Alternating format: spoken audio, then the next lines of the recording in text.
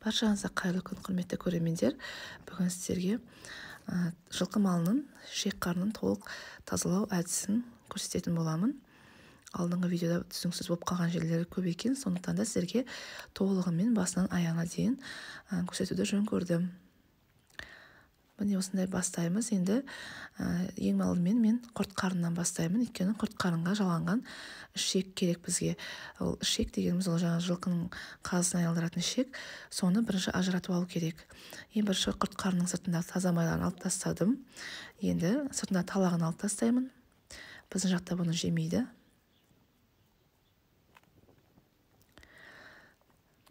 Біздің мынау жұқа ішектің бір жақ басы осы құрт қарынға, бір жағы қарынға жаланған. Осы жерден бастап ішекті ажыратып аламын, сосын ары қарай көрсетемін. Бізде бұл жерде қарын, қарта және де осы құрт қарынның ішектің жаланған жерлерінде үлкен без болады, соны алып тастаймыз. Сонда ары қарай біздің барлық осы қарттардың барлығын ажырату оңай болады. Міне мен құрт қарынға жаланған ішектің басын таптым. Осы жерден бөліп аламыз. Енді ары қарай ішекті ажырату оңай болады. Ең басты жылқының қарнын тазалаған кезде таза болу керек. Ішіндегі сұйықтықтары барлығы сыртына шығып кетпейтіндей жайлап тазалаған дұрыс болады. Сонда біздің жылқының майы барлық таза болады.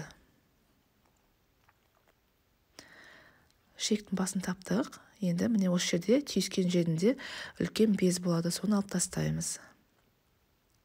Ары қарай қарынның, қартаның жолдары ашық болып оңай болады тазалау.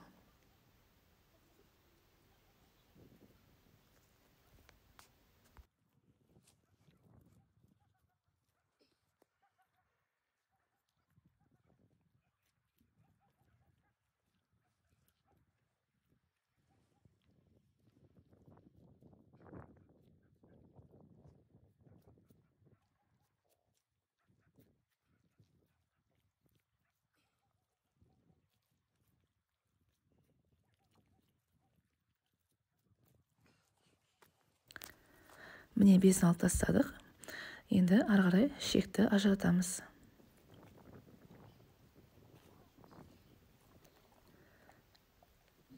Қартасын кішкене ары қарай алып қоя тұрамыз. Міне ішегі шықты. Енді жаңағы басын тапқан ішектен міне осы жерден бастап майынан ажыратып, ішекті бөлек аламыз. Ішектің майын алып тастаймын, өйткені қазы айналдырғанда бұл майды қажет емес. Бұл майды шұжыққа, басқа тағамдарға қоссаңыздар болады. Таза майы осылай ақырындап, жайлап майларын кесіп алып тастаймыз. Ішек тартқан кезде жайлап тартыңыздар, жыртылып кетуі мүмкін. Осылай ақырындап алып бөлеміз.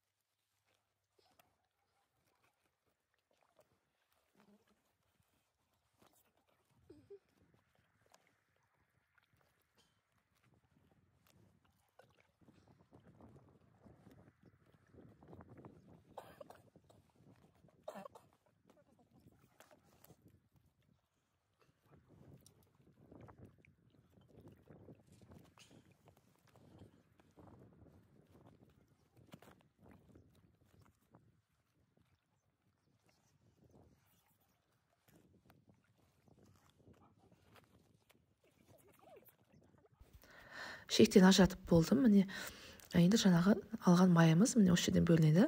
Бұл таза май. Енді ішектерін ішін сұйықтығын бір тазалап аламыз. Барлығын төгу керек. Міне қартасы, қарынның жалғанған жері барлығы ашылды. Енді ары қарай тазалау оңай болады. Енді ішектерін осылай басын тауып аламыз. Бұл ұзын ішекті ортасынан ғана бөлеміз. Өйткені бізге қазының айналдырған кезде өлшемімен қазыны салған кезде өзін кесіп отырамыз. Ал осылай тазалаған кезде ішекті тек қана екіге ғана бөлеміз. Ұзын ішекті екіге бөлеміз. Енді біздің жақта солай бөледі. Әркімнің өзінің әдісі бар шығар. қазы айналдырған кезде соның өлшемімен бөліп отырамыз. Міне осыдан басын тауып аламыз. Ары қарай тазалау оңай. Барлығын ажыратып алғаннан кейін біртіндеп бөліп барлығын тазалауға болады. Міне басын тауып алдым. Енді ішіндегі сұйықтығын барлығын бір жаққа жинай отырып, ішектің ішін тазалаймыз. Жалпы жылқы малының ішек-қарын тазалау оңай. Тек қана осындай әдісін көріп, және де ең басты таза қылып ашсаңыздар, сиыр малынан тазалау оңай болады. Міне осылай бір жаққа қарай жылжытып отырып, ішіндегі сұйықтығын, ішектерін тазалаймыз. Жаңағы ішіндегі сұйықтығы бір жаққа қатты толып қалған кезде, ортаңғы жағына келеді, сол кезде бөліп, ішіндегі сұйықтығын төгіп аласыздар. Ары қарай қалған ішектері тазалау оңай болады. Тек қана ақырындап осылай жайлап істеңіздер, өйткені жыртылып кетуі мүмкін малдың ішегі жұқа болғандықтан.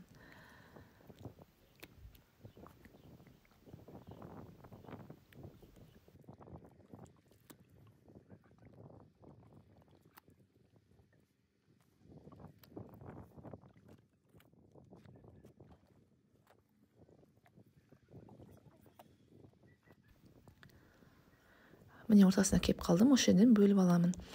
Ар жағындағы ішектері қатты толған кезде, міне осылай жартысын сұйықтығын төгіп, қалған міне қарынға дейін ішекті есіп тазалап бөліп аламыз.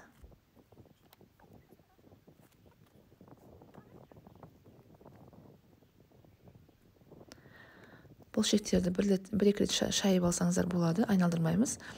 Қазы айналдыратын кезде тағы да бір шайып, қазын айналдыра беруге болады.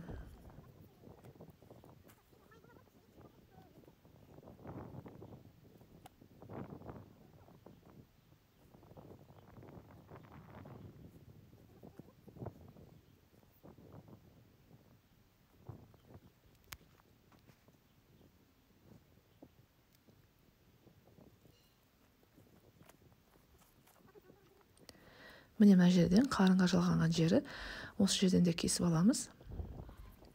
Біздің ішектеріміз болды, ажыратып болдық ішектерді.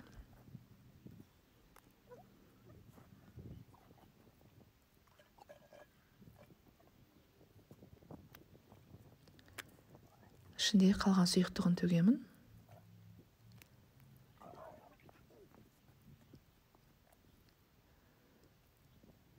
Таза сумен енді ішін шайып аласыздар. Ішектерімізді қоя тұрамыз, енді қартаны тазалауға көшеміз.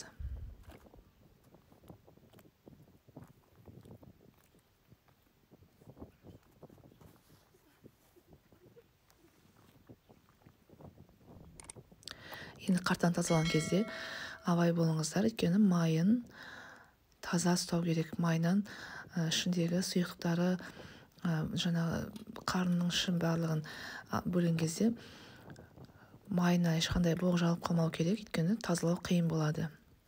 Осындай ұзындықтармен бөлемін қарталарды. Ең бірінші осылай сыртынан қолмен қысып, ішіндегісін барлығын түсіріп аламыз.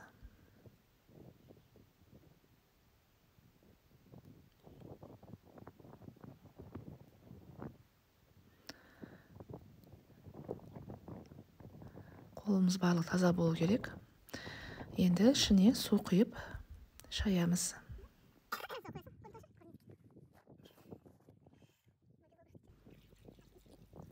Қарта қарындарды негізі өте көп жуу керек. Иісін барлығын кетіру үшін мен тек далада болғандықтан бір-екі рет шайып қоя тұрамын, қалғанын үйде жуамын.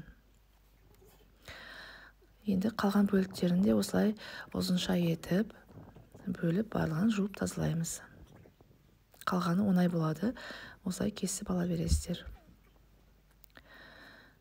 Міне соңғы екі қарта.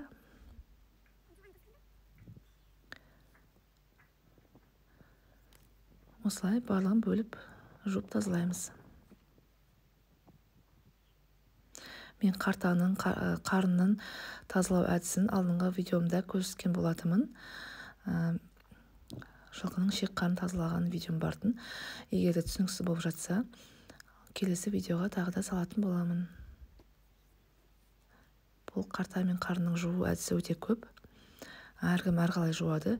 Мен лимонмен тазалаймын, дозбен, лимонмен өте әдемі болып жуылады.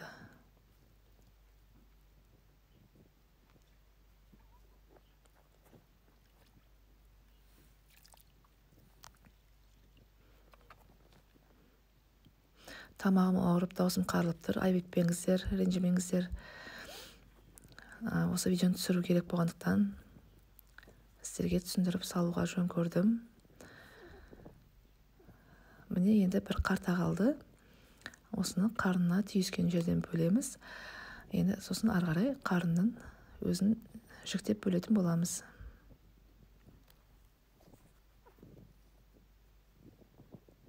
Міне осындай қарталардың майы барлығы тап-таза болу керек. Қалғанын үйде жуамын. Бұларды бөліп алып қоя тұрамын. Өйткені қазір қартаны тазалаймыз. Қарнын тазалаймыз.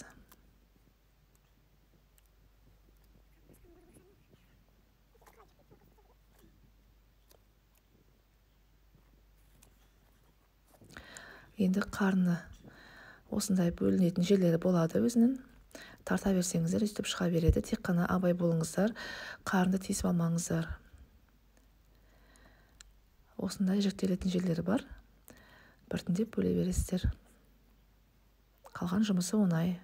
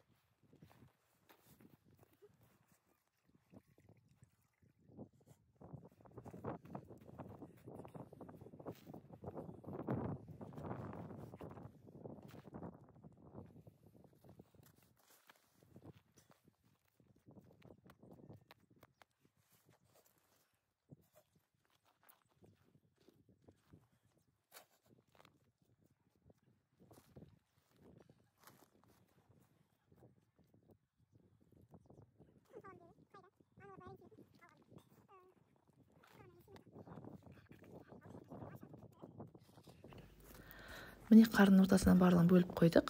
Енді шетінен тазалай береміз. Артық бездерін алып тастаймын, осылай шетіндегі жабысып тұрған. Қалған жұмысы енді өздеріңіздің ыңғайларыңызға қарай ұзындықтай бөліп тазалай бересіздер.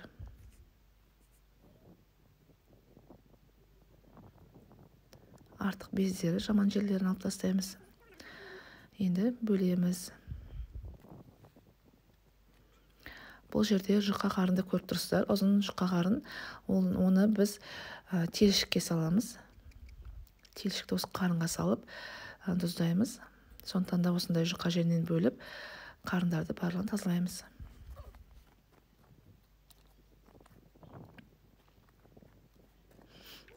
Ішіндегі боқтарын да осылай төгесіздер. Сұйықтығын. Таза жерге, міне қар енді жауған кезі, таза жерге қарынды ұрып алсаңыздар да болады екінші жағынан. Сонда жуу оңай болады. Ең басты достар, қартаны барлығын салқын сумен жуамыз. Жылы сумен жумаймыз, өйткені жылы сумен жусаңыздар, қарынның ішіндегі жаңа боқтарының иісі қарынға сіңіп кетеді, жылы сумен жусаңыздар. Сондықтан да салқын сумен жуыңыздар. Және қолдарыңызға осындай резиновый қолғап киіп алсаңыздар, қолдарыңыз тоңбайтын болады. Бұны мен кейіннен білдім. Өте ыңғайлы, далада, қарда, суықта жуғанда қолдарыңыз тоңбайды. Енді осылай сумен шайып аламыз. Ешқандай қиындық жоқ, оңай. Тек қана таза болса болды. Жаңағыдай қарынды айналдырып аласыздар да, екінші жағын осылай жуасыздар. Сыртына, ішкі жағына боқ тигізбеңіздер.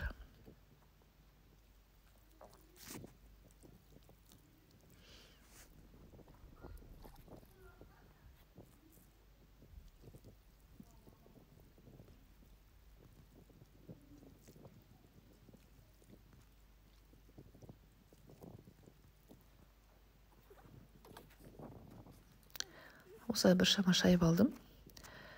Енді міне жаңа айтқан жұқа қарын бұл 2 телшікке жететіндей өзі ұзындығы болады. Соның дәл ортасынан бөлеміз.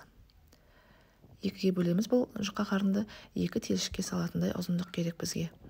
Болды, қалғандарын осылай бөліп жуа береміз. Су әкелгенше мен сіздерге осы құрт қарынды көрсете берейін.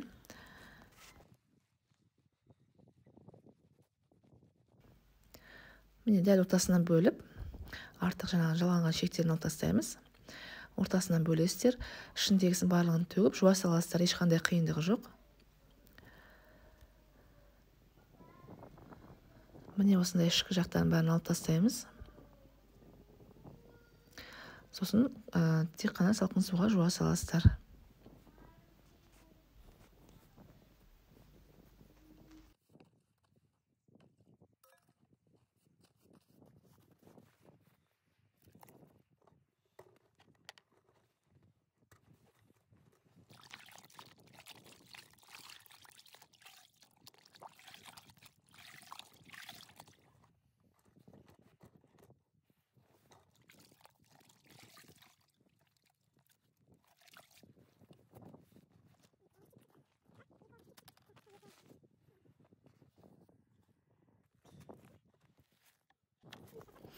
Міне бұл соңғы қарын.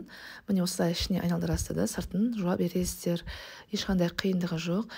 Достар, бүгінгі міне сіздерге түсірген видеом осы. Сіздерге түсінікті болды деп ойлаймын. Егер де түсінбеген жерлеріңіз болса, осы видеоның астына комментарийға жазып сұрап қойсаңыздар болады. Міндетті түрде жауап беремін.